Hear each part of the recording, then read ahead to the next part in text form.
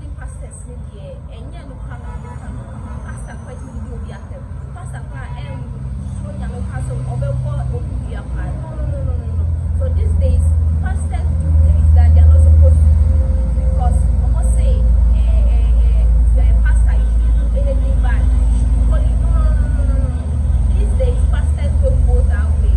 They do things that we are supposed to do. They do the things that somebody that is not a pastor or even somebody not even a pastor will not even do what this pastor did. So yesterday, this particular issue happened in Kenya. That was yesterday, okay? A pastor was caught red-handed with somebody's wife in his bedroom. Yeah, what your pastor said on her bath for our Nigeria.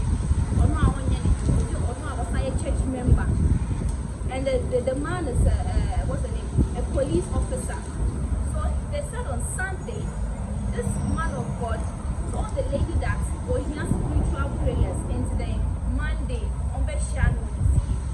So they went to tell the husband that this was what happened when I see it. This was what the pastor told your wife.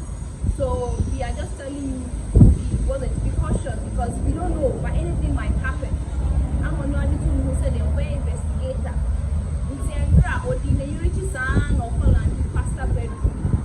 So they have to strip them naked, okay? So the pictures on the screen will tell you what is really happening on the streets of Kenya. You can see the woman is naked, the pastor is naked, and before even naked, before even stripping them naked.